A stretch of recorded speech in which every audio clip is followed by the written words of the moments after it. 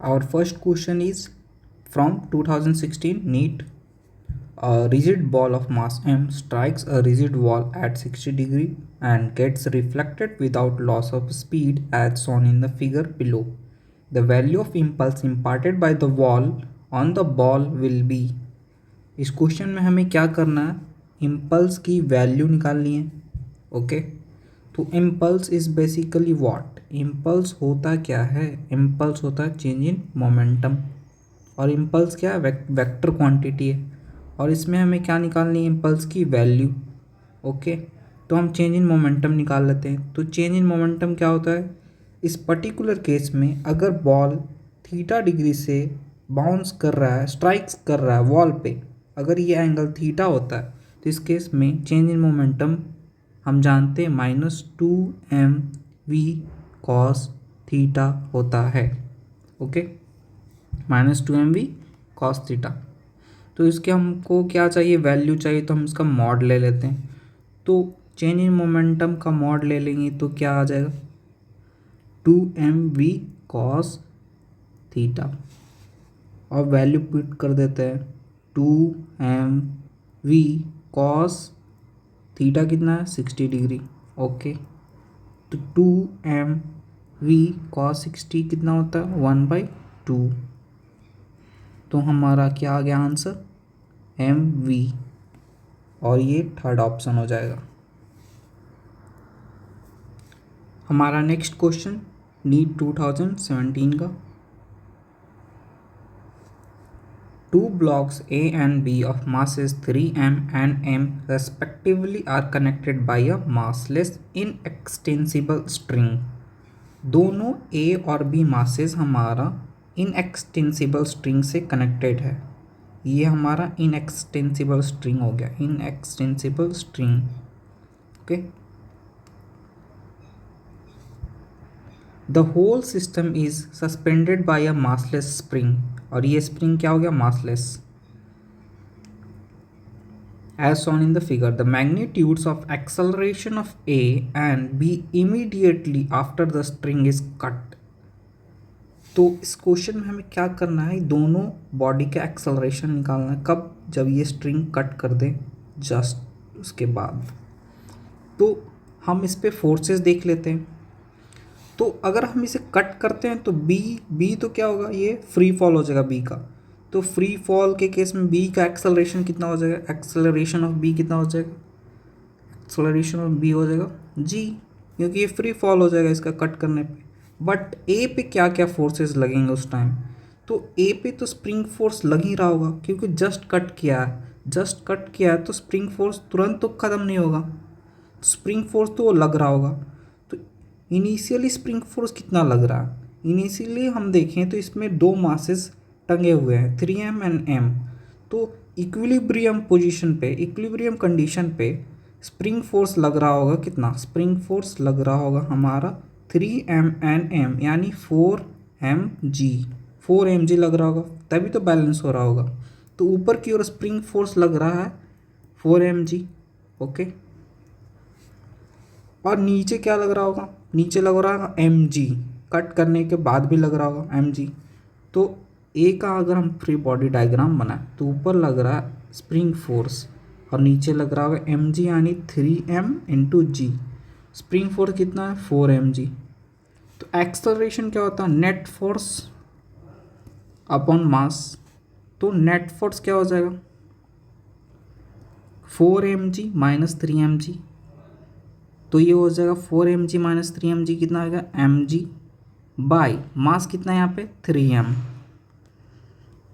तो m cancel हो गया, तो एक्सेलरेशन कितना आ गया, g/3. तो ये किसका एक्सेलरेशन आया, a का. तो a का एक्सेलरेशन हो जाएगा g/3, b का कितना हो जाएगा g. तो हमें a और b का निकालना, तो a का हमारा आ गया g/3 एंड g. तो फर्स्ट ऑप्शन इसका हो जाएगा करेक्ट. हमारा नेक्स्ट क्वेश्चन 2018 का. Which one of the following statement is incorrect. हमें इनकरेक्ट बताना है, कौन सा स्टेटमेंट इनकरेक्ट है. First, rolling friction is smaller than sliding friction. हाँ सही है. ये रोलिंग फ्रिक्शन क्या होता है, कम होता है स्लाइडिंग फ्रिक्शन का. वो तो रोल कर रहा है ना, तो रोल करते वक्त फ्रिक्शन कम लगता है स्लाइड करने से। सेकेंड है limiting value of static friction is directly proportional to normal reaction. हाँ, तो हम पढ़ते हैं ना friction limiting friction F L की वैल्यू क्या पढ़ते हैं, F L is equal to mu N. तो limiting friction is directly proportional to normal reaction आ गया, तो ये भी स्टेटमेंट सही हो गया हमारा। Frictional force opposes the relative motion. हाँ, हम पढ़ते हैं फ्रिक्शनल फोर्स रिलेटिव मोशन को अपोज करता है, ये भी सही हो गया। तो हमारा फोर्थ ऑप्शन ही इसका आंसर हो जाएगा। एक बार पढ़ लेते हैं। Coefficient of sliding friction has dimension of less length. गलत है बिल्कुल, कोफिशिएंट का कोई भी डायमेंशन नहीं होता। तो करेक्ट ऑप्शन हो जाएगा 4, जो कि इनकरेक्ट है, बट करेक्ट ऑप्शन 4 हो जाएगा हमारा।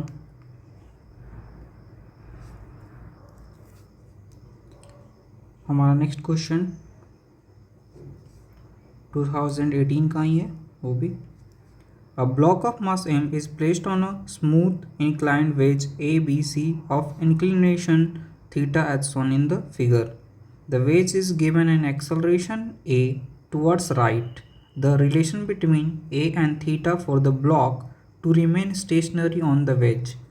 इस क्वेश्चन में इस वेज का एक्सेलरेशन राइटवर्ड्स दिया गया है a, राइटवर्ड्स एक्सेलरेशन a दिया गया है, ओके। और हमें बोला गया कि एक्सेलरेशन ऐसा दिया गया है कि ये जो ब्लॉक एम है वो वेज के रिस्पेक्ट में स्टेशनरी है, यानी रेस्ट पे है। तो हमें रिलेशन निकालनी है किसके किसके बीच में, एक्सेलरेशन एंड थीटा के बीच में, ओके। तो इस पे हम फोर्सेस देखेंगे।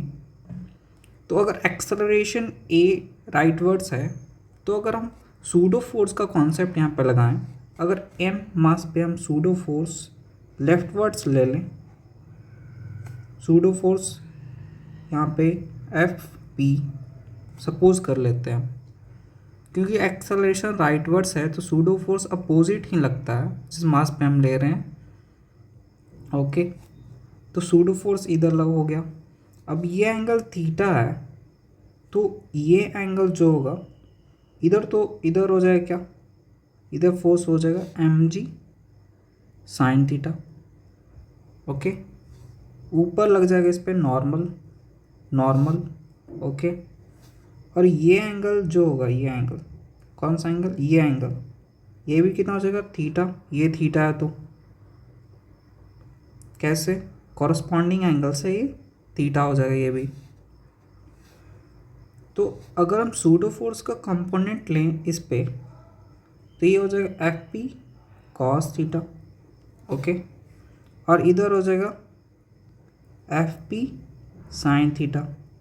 तो नॉर्मल तो इसको बैलेंस कर लेगा, और एफ पी कॉस थीटा किसको बैलेंस करेगा, एम जी साइन थीटा को, तभी तो ये स्टेशनरी रहेगा ब्लॉक, ओके। तो हम एफ पी कॉस थीटा को लिख सकते हैं equal to m g sine theta. और सूडो फोर्स क्या होता है, mass of the object into acceleration of the system का एक्सेलरेशन ए है, okay. cos theta is equals to mg sin theta, cancel, a is equal to g sin theta upon cos theta, तो a is equals to g tan theta, sin upon cos tan theta। तो कौन सा answer हो जाएगा अपना, fourth, a equal to g tan theta। Next हमारा question है 2019 का। A truck is stationary and has a bob suspended by a light string. एक ट्रक है, ओके, और उसमें एक बॉब लटका हुआ है, okay, in a frame attached to the truck. The truck suddenly moves rightward with an acceleration of a. ये rightwards move करता है एक्सेलरेशन ए से। द पेंडुलम विल टिल्ट, और द पेंडुलम किधर टिल्ट होगा। तो अगर हम देखें तो ये एक्सेलरेशन ट्रक के पास ए है, तो बॉब आ गया हमारा नॉन इनर्शियल फ्रेम में। तो इस पर हम सूडो फोर्स इधर लेफ्टवर्ड एज्यूम कर सकते हैं, क्योंकि ये नॉन इनर्शियल फ्रेम में आ चुका है बॉब। तो ये किधर टिल्ट होना चाहिए, लेफ्टवर्ड। इतना तो कंफर्म हो गया है लेफ्टवर्ड टिल्ट होगा। सारे ऑप्शन में लेफ्ट दिया हुआ है। ओके, तो इस पे लेफ्टवर्ड फोर्स होगा तो ये टिल्ट लेफ्टवर्ड हो जाएगा ऐसे। लेट सपोज एंगल थीटा से ये टिल्ट हो गया और इधर इस पे फोर्स लग रहा सूडो फोर्स एफ पी, नीचे एम जी हो जाएगा इस पे।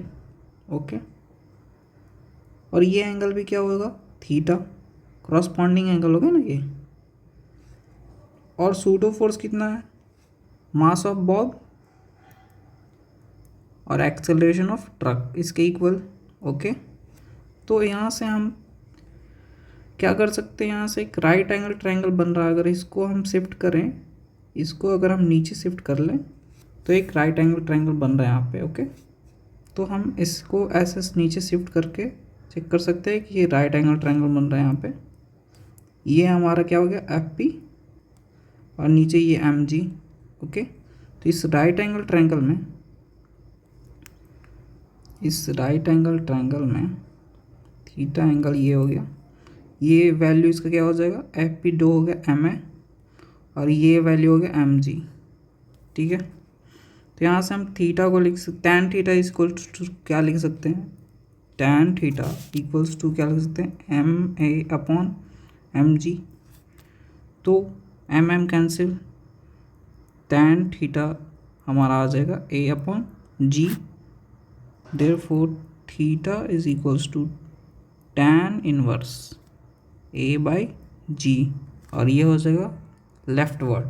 कौन सा ऑप्शन है, ये option number 4th। To the left and angle of inclination of the pendulum with the vertical is tan inverse g by a. ये वर्टिकल ही से लिया है हमने थीटा एंगल। हमारा next question, a body of mass m is kept on a rough horizontal surface, coefficient of friction is mu। एक मास है m,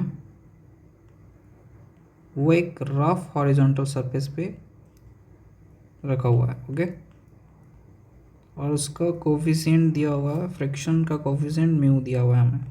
a horizontal force is applied on a body, एक horizontal force apply किया body पे। Okay, let's suppose small F, but it doesn't move, और ये move नहीं कर रहा। Okay, the resultant of normal reaction and the frictional force acting on the object is given by F. और हमें दिया हुआ है normal reaction and frictional force का रिजल्टेंट। तो नॉर्मल रिएक्शन तो हमारा ये हो जाएगा। Okay, normal reaction and frictional force कहाँ पे होगा, फ्रिक्शनल फोर्स लगेगा इधर, क्योंकि फोर्स लग रहा है इधर, तो इसको अपोज करने के लिए फ्रिक्शनल फोर्स इधर लग जाएगा। ये हो गया फ्रिक्शनल फोर्स। इन दोनों का रिजल्टेंट, नॉर्मल और फ्रिक्शनल फोर्स का रिजल्टेंट हमें दिया हुआ, इसका रिजल्टेंट किधर हो जाएगा, इधर, और उसका वैल्यू क्या है, एफ। ये हमें दिया हुआ है क्वेश्चन में। तो हमें बताना f is equals to, f क्या होगा। ओके, तो हम यहाँ से नॉर्मल रिएक्शन कितना हो जाएगा, नॉर्मल रिएक्शन हमारा हो जाएगा एम जी के इक्वल्स। ओके, फ्रिक्शनल फोर्स का हम लिमिटिंग वैल्यू अगर ले लें, लिमिटिंग वैल्यू तो क्या हो जाएगा, म्यू एम जी। ओके, तो रिजल्टेंट यानी एफ को हम क्या लिख सकते हैं, under root f s square plus n square लिख सकते हैं ना। ये राइट एंगल ट्रायंगल से भी या फिर वेक्टर लॉ ऑफ एडिशन से भी हम बता सकते हैं। तो एफ की वैल्यू क्या आ जाएगी, अंडर रूट एफ एस यानी mu m g square plus m g square. तो एफ की वैल्यू क्या आ जाएगी, एम जी स्क्वायर कॉमन, ये तो आ जाएगा बाहर एम जी, और अंदर हो जाएगा, बच जाएगा क्या, mu square plus 1। Okay, but ये इक्वल टू साइन हमने यूज़ किया है कब, जब लिमिटिंग फ्रिक्शन हमने ले लिया यहाँ पे, यानी मैक्सिमम फ्रिक्शन जब लग रहा होगा। बट यहाँ पे क्या लिखा हुआ कि बॉडी क्या है, बॉडी मूव नहीं कर रही है। बॉडी मूव नहीं कर रही है तो ज़रूरी थोड़ी नहीं कि लिमिटिंग फ्रिक्शन लग ही रहा होगा, उससे कम भी लग रहा होगा। अप्लाइड फोर्स अगर उससे कम होगा तो लिमिटिंग फ्रिक्शन क्या होगा, अपने आप को लिमिट कर लेगा ना, अपने आप को कम कर लेगा, उतना इक्वल कर लेगा। तो ये साइन हम इक्वल टू यहाँ पे लिखने से अच्छा है हम क्या लिख सकते हैं, लेस देन इक्वल टू हो जाएगा mg under root mu square plus 1, क्योंकि हमने यहाँ पे लिमिटिंग फ्रैक्शन ले लिया था, या तो लिमिटिंग लग रहा हो या तो उससे कम लग रहा होगा, तो हमारा बेस्ट ये हो जाएगा। तो कौन सा ऑप्शन हमारा सही है, हमारा ऑप्शन थर्ड हो गया इस क्वेश्चन का। नेक्स्ट क्वेश्चन 2020 का, two bodies of mass 4 kg and 6 kg are tied to the ends of the massless string. The string passes over a pulley which is frictionless. See figure. The acceleration of the system in terms of acceleration due to gravity g is. इस question में हमें acceleration निकालना है, तो ये तो बहुत ही simple question हो जाता है। इसमें हम या तो पूरा ही फोर्सेस दिखा के फ्री बॉडी डायग्राम बना के करें, या फिर सिंपल तरीका से net force upon total mass करके। सिंपल एक्सेलरेशन होता है net force upon total mass. Net force क्या हो जाएगा, इधर